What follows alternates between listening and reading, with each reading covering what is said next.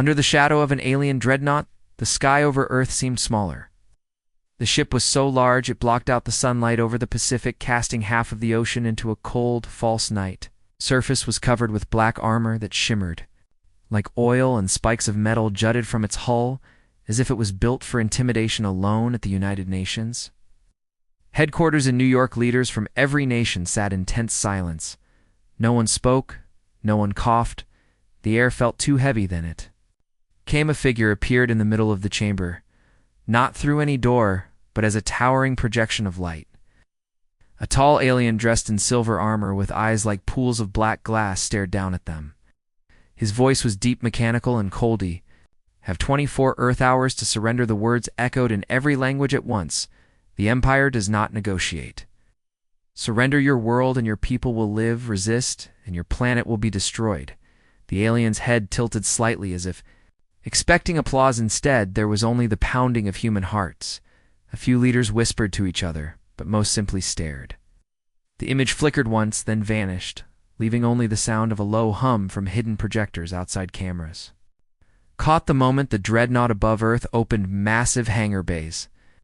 Hundreds of smaller ships slid out into orbit, taking positions like a metal net around the planet Tin. The war room, under the Pentagon, Admiral Marcus Vance leaned over a table, scattered with star maps. He was a tall man, his hair silver at the edges, his face lined from decades of service. His eyes, however, were sharp and unshaken. He had been expecting something like this ever since the first strange signals had been detected. "At the edge of the solar system, we knew they were coming," he said to the other military leaders in the room. "Now they are here, and they think we will roll over." General Hua of the Eastern Coalition frowned. "They have a fleet large enough to glass Earth. Twice over we cannot match them ship for ship." "We can," Vance said quietly. The room fell silent. "You mean Project Aegis?" someone asked. Project Aegis was a name whispered in defense circles for years. Officially, it did not exist. In truth, it was humanity's hidden ace, a fleet of warships built in secrecy, far from prying eyes, ships designed to fight not each other, but something from out there. For decades, the world's most brilliant engineers had been building them in orbital docks on the far side of the moon, powered by stolen asteroids and hidden under artificial craters. Admiral turned to the table and tapped a blinking point on the lunar map. "Bring them online. Launch the fleet." The decision was met with both relief and fear.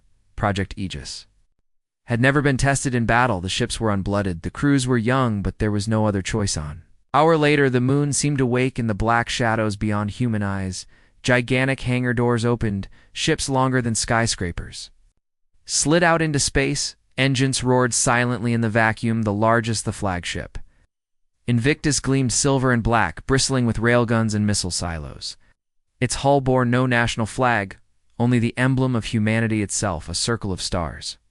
Around a blue Earth, from his command chair aboard the Invictus, Admiral Vance watched as the rest of the fleet took formation. Each ship's captain reported in voices crisp but tight with tension. Commander Elias of the destroyer Falcon reported. Readiness. Commander Soraya of the carrier Horizon confirmed her fighter squadrons were armed and standing by. Vance opened a secure channel to Earth Command. "We are moving to intercept any response from the Empire." The answer came from a pale communications officer. "None, sir. They are watching us, but they have not fired." Vance's jaw tightened. "They want us to fear them. Let them see our answer." The fleet turned in a wide arc, engines burning blue as they accelerated toward the alien blockade far ahead. The Black Empire ships held their positions motionless, like predators waiting for prey. For a long moment, the two forces hung in the void, staring at each other across the gulf of space. In the UN chamber back on Earth, panic had replaced paralysis. News of the fleet's launch was spreading across the world. Millions tuned in to watch shaky live feeds of human battleships moving into the darkness. Governments scrambled to prepare shelters in case of orbital bombardment. The 24-hour clock kept ticking in orbit. One of Vance's tactical officers stiffened. "Sir, we're picking up transmissions from inside our fleet, not ours." The words froze. The bridge, a spy on board, Vance thought. "Or something worse. Intercept and trace it," he ordered. But before the officer could respond, the main view screen lit up again. The alien envoy's face appeared once more, cold and unreadable. Your decision is noted. The voice rumbled. Humanity has chosen war very well. The countdown will not be paused. Your end will come sooner than you think. The image vanished again, replaced by the endless black of space somewhere. Beyond the range of human sensors, a much larger fleet was already moving on. The bridge of the Invictus, the crew waited for the admirals. Order Vance stood, hands clasped behind his back, eyes locked on the dark horizon. We will not wait for them to strike. We hit first, signal the fleet. All ships prepare for combatives. The message went out. Thrusters flared across dozens of vessels. The Falcon and Horizon took the lead. The smaller frigates formed a protective wall ahead of the heavier cruisers. Behind them, the Invictus loomed like a blade ready to cut through the night in. The silent space between two worlds, the fate of humanity. Balanced on the edge of the coming battle, the alien ships did not move. Not yet. Their stillness was worse than any threat. It felt like the moment before a storm, when the air is too calm and every sound is too sharp inside the Invictus, the hum of engines mixed with the quiet tension of men and women who knew they might not see Earth again. The tactical officer's voice broke the silence. Admiral, enemy signals increasing. They are powering weapons. Good, Vance said, his voice steady. Then let's show them they are not the only predators out here. The human fleet surged forward, lights cutting across the void in the command centers on Earth. The images streamed live to millions. The first battle of the war for humanity's survival had begun, and no one knew who would be left to tell the story when it was over. Under the dim light of the moon's hidden side, the great hangar doors of the secret shipyards slid open with the soundless grace of machinery that had been waiting decades to move. One by one, the ships of Project Aegis emerged from their dark shelters, each one a monument to human engineering and quiet defiance. The silver hulls gleamed faintly under the cold sunlight, their surfaces broken by rows of weapon ports and armored plating. The Invictus was the first to leave her dock. She was vast, almost the length of an entire city district built for endurance and for war. Admiral Marcus Vance stood on her bridge, surrounded by officers who moved quickly between their stations, trying to act as if the weight of the moment was not pressing down on them. Outside, through the main viewport, smaller destroyers and frigates fanned out like wolves guarding a great hunting beast, and the far side of the moon, Earth's pale blue glow lit the ships from behind, a silent reminder of what they were about to risk everything to protect. Far beyond that glow, the alien blockade shimmered faintly under the glare of the sun. The Empire's dreadnoughts did not move. They hung in perfect formation like statues made of black glass, waiting. Commander Soraya, his voice came through from the carrier horizon. All fighter squadrons ready. Admiral orders. We hold formation until my mark, Vance said firmly, and we wait to see. If they blinked, first minutes stretched into what felt like hours. The hum of the Invictus's systems was the only sound on the bridge. Every officer's eyes were fixed on their screens, waiting for the slightest twitch of movement from the alien ships. Then suddenly a low alarm chirped on the communications console. Sir, we're picking up an encrypted transmission coming from inside our fleet. The officer's hands moved over the console, eyes narrowing. This is not one of ours, Trace. It, Vance said at once. Working on it, sir, before the officer could finish. The main view screen flickered and the alien envoy's tall figure appeared again. His voice was deeper now, heavier, with something like satisfaction. You reveal your weapons, you defy the Emperor. Your kind will be erased more swiftly than planned. The image faded, and in its place came a data burst carrying coordinates. The tactical officer scanned it, face pale. Sir, those are approach vectors from the edge of the system. Multiple WARP signatures incoming, large ones. Vance's mind sharpened. The blockade was not their full force. The real strike group was still on its way. This was only the net to hold them in place. How long until they arrive? He asked. Less than 3 days, servants nodded slowly. Then we use every hour. The fleet will move to intercept the blockade before reinforcements arrive. If we can break them now, we have a chance. Channels came alive with acknowledgments. Frigates adjusted their headings. Destroyers drifted into attack formation. The carriers prepared their strike.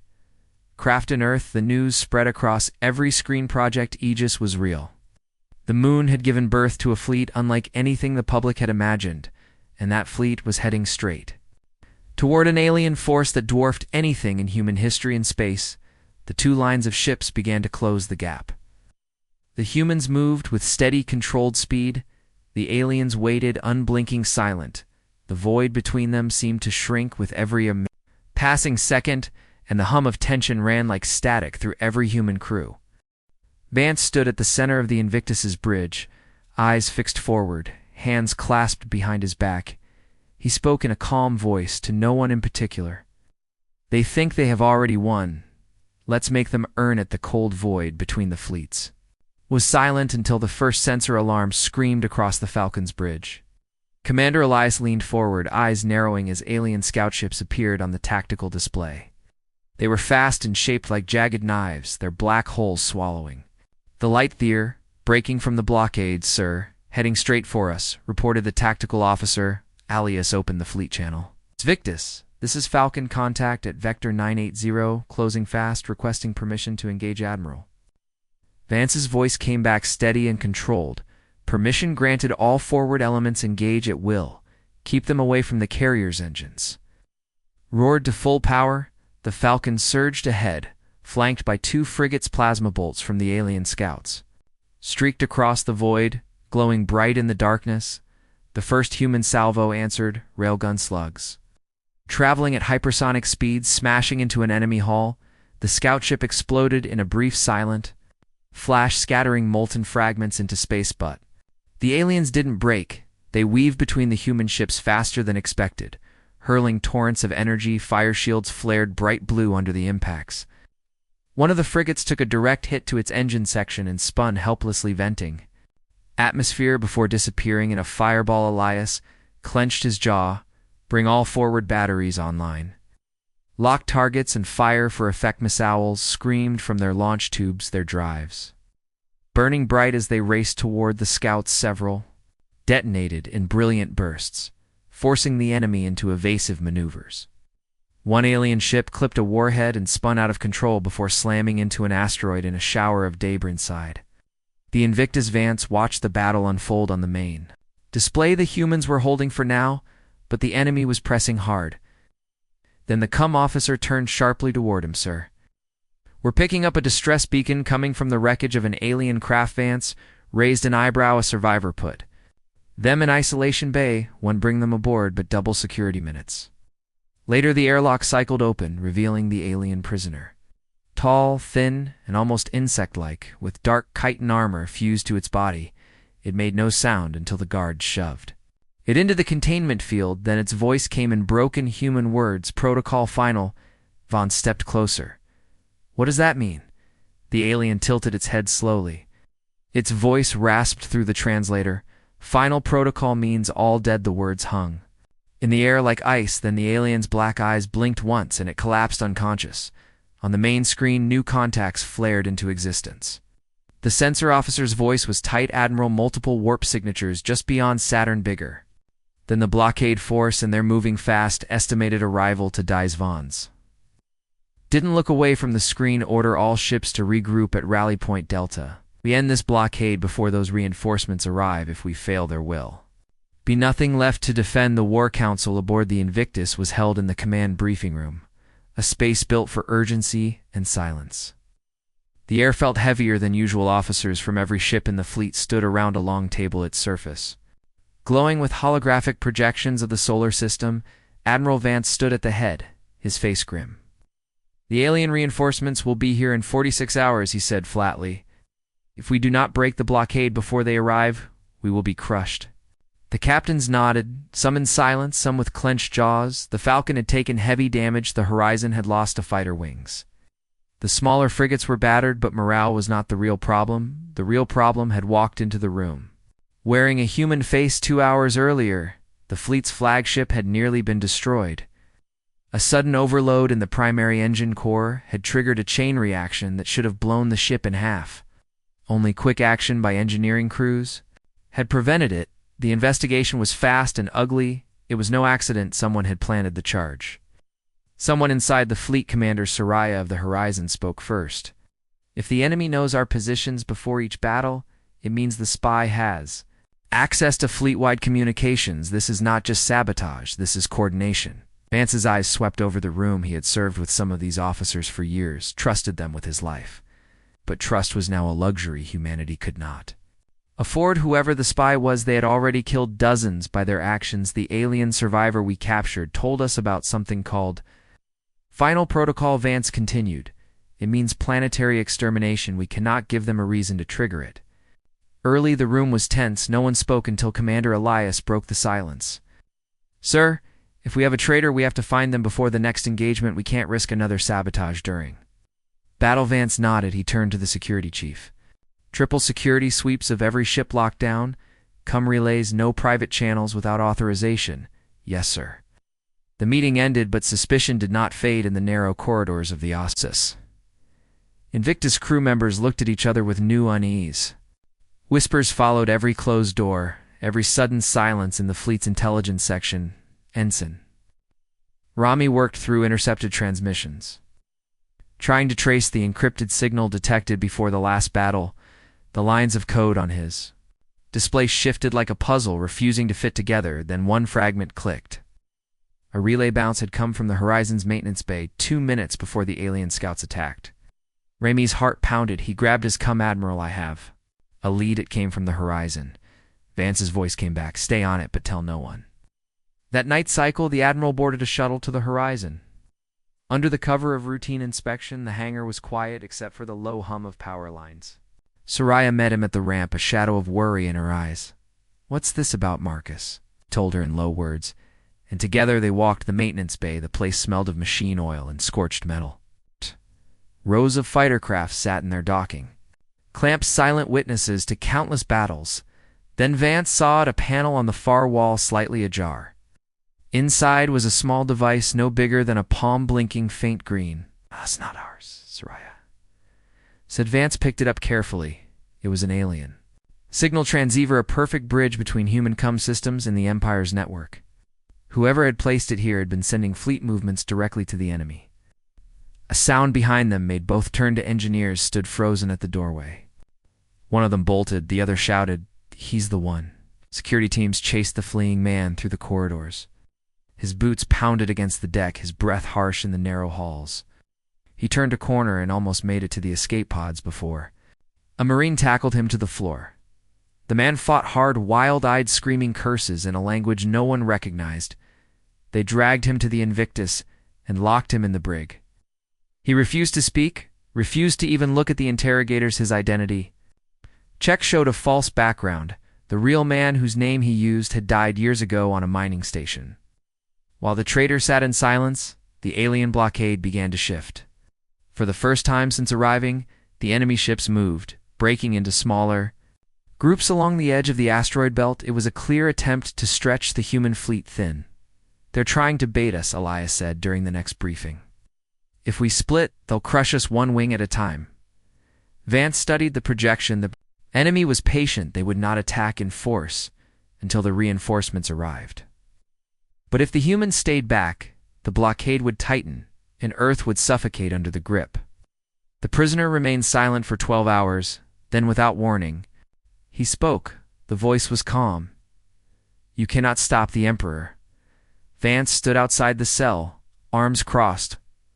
Why work for them? Because they are inevitable, the man said. They have taken 1,000 worlds and burned twice. That you will fall, and I will live. Not today, Vance replied and walked out. In the final hours before the next move, the fleet made ready. Crews worked without pause, repairing damage, loading ammunition, checking every system twice. The spy's arrest had lifted some of the tension, but everyone knew more could still be hidden. The Invictus hung at the center of the formation, like the heart of a great animal waiting to strike. When the order finally came, it was simple. We break the blockade now. Every ship burned for contact engines. Lit across the fleet, the stars shifted as the ships accelerated, closing the gap to the alien line. The enemy vessels turned to face them. Their black armor catching the faint light of the sun, the space between the two forces shrank fast. The trap was set. The fight to decide if Earth would live another day was about to begin. Red dust of Mars hung in the darkness like a silent witness as the human fleet burned toward the blockade. Engines blazed bright blue, leaving long trails across. The Black, the Invictus, led the charge, her railguns armed, her missile bays full. Behind her, the destroyers and frigates formed a wall of steel and fire. The carriers drifted, just far enough back to launch their fighter wings when the time came. Alien blockade did not scatter or retreat, instead. The Black ships adjusted into a perfect combat line. Formation was cold, precise, and without hesitation, the largest vessel a command dreadnought. The size of a city shifted forward its surface.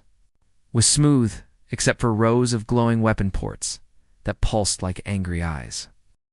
Vance nodded, but his eyes were cold. "We're not breaking through the wall like this," he turned to the "Comes get me" commander Sarah.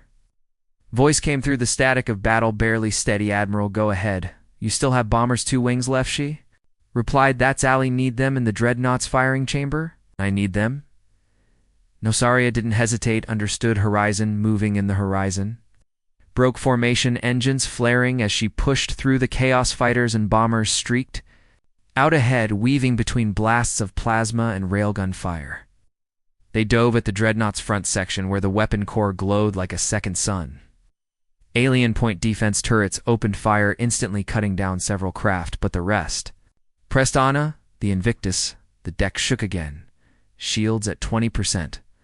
Sir, multiple hull breaches on decks 5 through 8. The report came in flat, but everyone on the bridge knew what it meant. The flagship was dying still. They pushed forward, blasting holes in the alien screen bit by bit. The wall thinned. Destroyers rammed escorts in suicidal charges, clearing paths for the carriers. Fighters, a crippled cruiser, spun into an alien battleship and detonated, taking them both in a massive shockwave. The human fleet was burning itself away to reach that one ship, Soraya. S-bombers reached the dreadnought's core chamber. The great glowing sphere was held in place by a massive circular frame pulsing with energy. The pilots armed there. Payloads, the alien defenses cut down 2 of them immediately. The survivors dove closer, ignoring the alarm tones in their cockpits. The last pilot, a young lieutenant no older than 20, slammed her bomber into the base of the core, detonating the warheads at point-blank range. The explosion ripped open the dreadnought's forward hull in a fireball of blue and white light. The weapon's charge faltered, the glow dimmed, then the entire forward section of the alien ship blew apart in a chain of secondary blast. Saw on the bridge of the Invictus. The crew erupted in cheers, but Vance raised his hand. Not yet. Looked. The tactical display showed the alien fleet scattering. The destruction of the dreadnought had broken their formation completely. Ships turned in every direction. Some fled toward the edge of the system. Others fought blindly without orders. Human ships took advantage, blasting fleeing vessels from the sky. Fighters hunted crippled escorts through the wreckage, but the cost was staggering. The fleet was little more than wreckage. With engines still burning out of more than 100 ships, fewer than 30 remained. Combat capable, the Horizon had lost almost all her craft. The Invictus was bleeding atmosphere from multiple sections. Entire decks were dark and cold. Vance opened a channel to all ships. The dreadnought is destroyed. The enemy is broken. Finish them. For the next hour, the humans hunted what was left of the alien armada. The black shapes fell one by one in flashes of fire until the last enemy vessel exploded silently against the darkness. The battle was over. Earth was safe, but scarred. The cities that had been attacked still burned. Smoke plumes rose into the upper atmosphere like dark pillars ground. Forces were still mopping up alien troops left behind. Vance knew that in the streets there would be both celebration and mourning. Fleet gathered in high orbit above the planet. The surviving ships drifted together, their hulls battered and scorched. The coms were full of names of the dead whole crews lost in the fight, a silent roll call of sacrifice on the bridge of the Invictus. Vance stood alone at the forward window, staring down at Earth. Its oceans glittered under the sunlight. The continents were shadowed by smoke and storm clouds, but it was still alive. That was all that mattered. The com officer approached quietly. "Admiral, there's a transmission coming through. It's not from Earth's." Vance turned, put it through the screen filled with a new alien face. This one was different, tall and robed, with eyes like polished stone. The voice was smooth and almost polite. "We have seen your victory, human. We are not the Empire. We are older, and we are coming." The transmission ended, leaving only The quiet hum of the dying flagship. Vance looked at the darkened planet below, and then back at the empty screen. His voice was calm but hard as steel. Ready, the fleet Earth had survived the first war, but in the silence of space a new shadow was. Already on the way? But there was no time to hunt the traitor now. The dreadnought's weapon was almost ready. The Invictus took 2 more hits, shields collapsing to 20%. Sparks fell from the ceiling as systems overloaded. Vance gripped the edge of his console. Steady as the ship shuddered under the assault commander, Soraya's voice came over the "Come, Admiral. I can get a bomber wing into the weapons firing chamber, but they won't make it." Vance didn't hesitate. Do it. The Horizon launched the last. 6 bombers, they dove through the firestorm. Losing half their number before reaching the dreadnought's exposed firing array, the surviving 3 dropped their payloads directly into the glowing sphere. The blast ripped through the alien weapon core in a blinding chain reaction. The dreadnought's forward section tore apart, molten debris spinning into space. The massive ship reeled, its main gun silenced cheers erupted across the human channels, but Vance knew it was only a reprieve. The alien fleet was still huge and still closing on Earth's ground. Forces were already fighting in the streets of major cities. Orbit was littered with burning wrecks. The battle was far from over. On the bridge of the Invictus, the Admiral looked out at the chaos. His voice was steady but cold. "To the comes, all ships regroup around Earth. We hold this orbit until the last Manthe." Fleet turned its battered hulls back toward the planet. Engines burned bright through the wreckage. The alien ships pressed closer, their black shapes blotting out the stars. The fight for Earth had only just begun. The sky above Earth was on fire.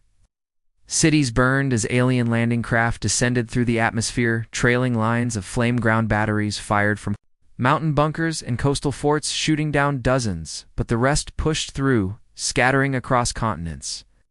The oceans churned as alien war machines the size of small islands splashed down and began to move toward coastal cities. The human fleet above the planet was the only barrier left between complete destruction and a fighting chance. In the bridge of the Invictus, Admiral Vance studied the tactical map. The alien fleet still outnumbered them more than 2 to 1. The destruction of the dreadnought's main gun had slowed their advance but not stopped it. And now the aliens were adapting. Tight formations and concentrated fire were tearing through human lines. "Faster than expected." The "Come," crackled Admiral. "The Falcon has lost engines. She's drifting into the combat zone." Vance's jaw tightened.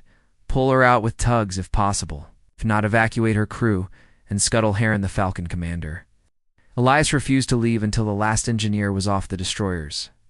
Hull groaned under impacts. Armor plates broke away and spun into the void as Elias gave the final order to detonate. The Falcon erupted in a blinding flash, taking 2 enemy frigates with her. Vance didn't flinch at the loss the enemy was pressing the center, forcing the fleet back toward the upper atmosphere.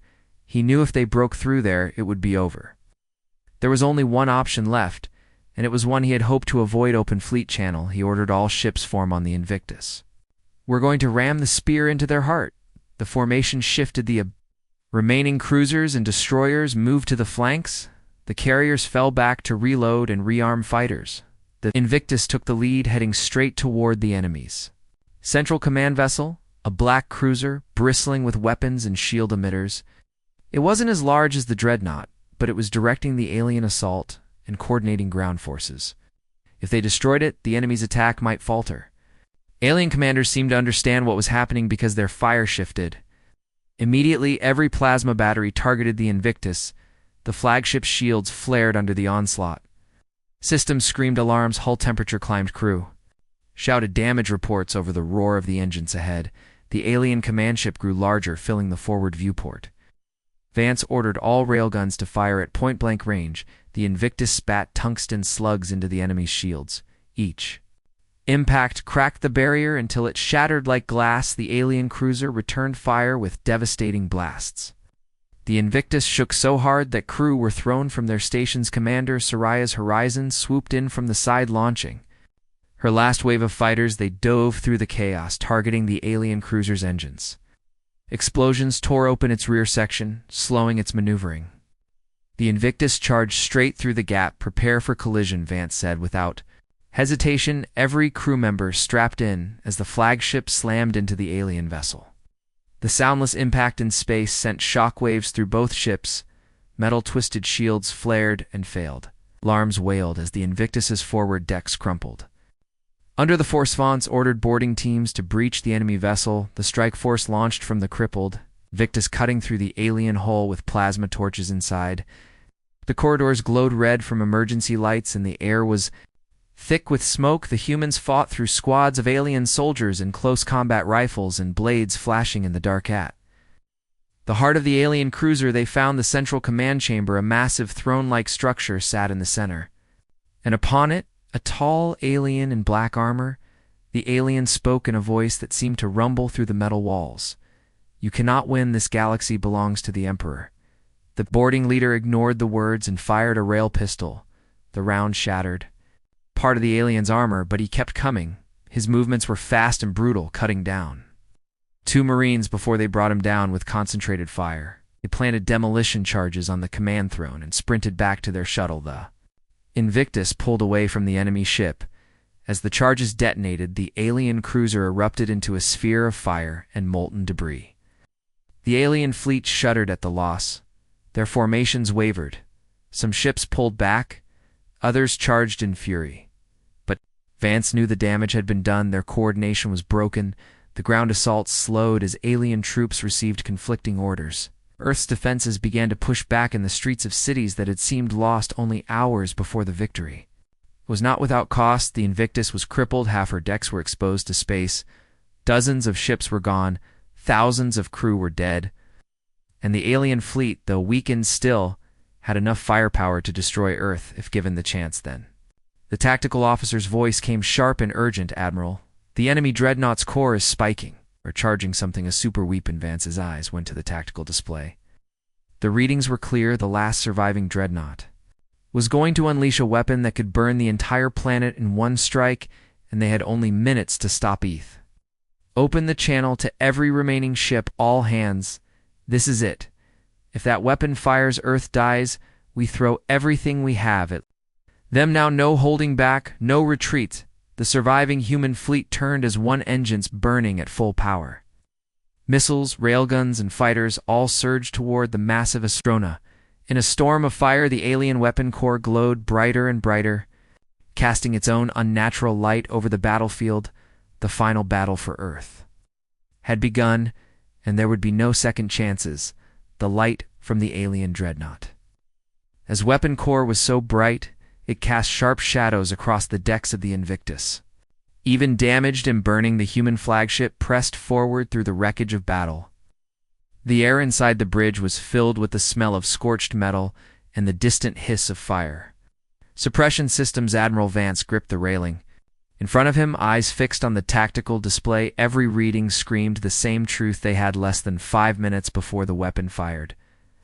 The human fleet, what remained of it, formed a spearhead around the Invictus carriers launched there. Last fighters with empty missile racks, destroyers and frigates with half their systems offline, pushed to the front to take the first hits. Cruisers with cracked hulls moved into attack range, knowing they would not survive. The alien fleet still surrounded the dreadnought, forming a wall of black metal and glowing energy barriers. Opened fire. With everything Vance said, railguns barked.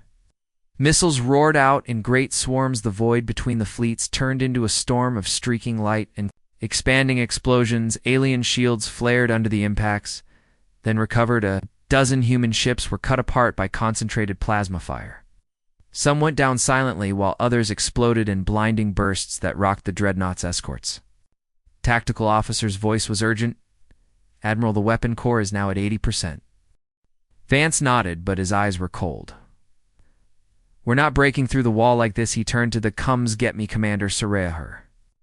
Voice came through the static of battle, barely steady. "Admiral, go ahead. You still have Bomber's 2 wings left," she replied. "That's Allie. Need them in the dreadnought's firing chamber?" "I need them." "No, sorry, I didn't hesitate." Understood. Horizon, moving in the horizon. Broke formation, engines flaring as she pushed through. The Chaos fighters and bombers streaked out ahead, weaving between blasts of plasma and railgun fire. They dove at the dreadnought's front section, where the weapon core glowed like a second sun. Alien point defense turrets opened fire, instantly cutting down several craft, but the rest pressed on. The Invictus, the deck shook again. Shields at 20%. Sir, multiple hull breaches on decks 5 through 8. The report came in flat, but everyone on the bridge knew what it meant. The flagship was dying still. They pushed forward, blasting holes in the alien screen bit by bit. The wall thinned. Destroyers rammed escorts and suicidal charges, clearing paths for the carriers. Fighters, a crippled cruiser, spun into an alien battleship and detonated, taking them both in a massive shockwave. The human fleet was burning itself away to reach that one ship, Soraya. S-bombers reached the dreadnought's core chamber. The great glowing sphere was held in place by a massive circular frame pulsing with energy. The pilots armed their payloads. The alien defenses cut down 2 of them immediately. The survivors dove closer, ignoring the alarm tones in their cockpits. The last pilot, a young lieutenant no older than 20, slammed her bomber into the base of the core, detonating the warheads at point-blank range. The explosion ripped open the dreadnought's forward hull in a fireball of blue and white light. The weapon's charge faltered, the glow dimmed, then the entire forward section of the alien ship blew apart in a chain of secondary blast. Saw on the bridge of the Invictus. The crew erupted in cheers, but Vance raised his hand. Not yet. Look, the tactical display showed the alien fleet scattering. The destruction of the dreadnought had broken their formation completely. Ships turned in every direction. Some fled toward the edge of the system, others fought blindly without orders. Human ships took advantage, blasting fleeing vessels from the sky. Fighters hunted crippled escorts through the wreckage, but the cost was staggering. The fleet was little more than wreckage. With engines still burning out of more than 100 ships, fewer than 30 remained. Combat capable, the Horizon had lost almost all her craft. The Invictus was bleeding atmosphere from multiple sections. Entire decks were dark and cold. Vance opened a channel to all ships. The dreadnought is destroyed. The enemy is broken. Finish them. For the next hour, the humans hunted what was left of the alien armada. The black shapes fell one by one in flashes of fire until the last enemy vessel exploded silently against the darkness. The battle was over. Earth was safe, but scarred. The cities that had been attacked still burned. Smoke plumes rose into the upper atmosphere like dark pillars ground. Forces were still mopping up alien troops left behind. Vance knew that in the streets there would be both celebration and mourning. Fleet gathered in high orbit above the planet. The surviving ships drifted together, their hulls battered and scorched. The coms were full of names of the dead whole crews lost in the fight, a silent roll call of sacrifice on the bridge of the Invictus. Vance stood alone at the forward window, staring down at Earth. Its oceans glittered under the sunlight. The continents were shadowed by smoke and storm clouds, but it was still alive. That was all that mattered. The com officer approached quietly. "Admiral, there's a transmission coming through. It's not from Earth." Vance turned, put it through the screen filled with a new alien face. This one was different, tall and robed, with eyes like polished stone. The voice was smooth and almost polite. "We have seen your victory, human. We are not the Empire. We are older, and we are coming." The transmission ended, leaving only the quiet hum of the dying flagship. Vance looked at the darkened planet below, and then back at the empty screen. His voice was calm, but hard as steel. Ready, the fleet Earth had survived the first war, but in the silence of space a new shadow was already on the way.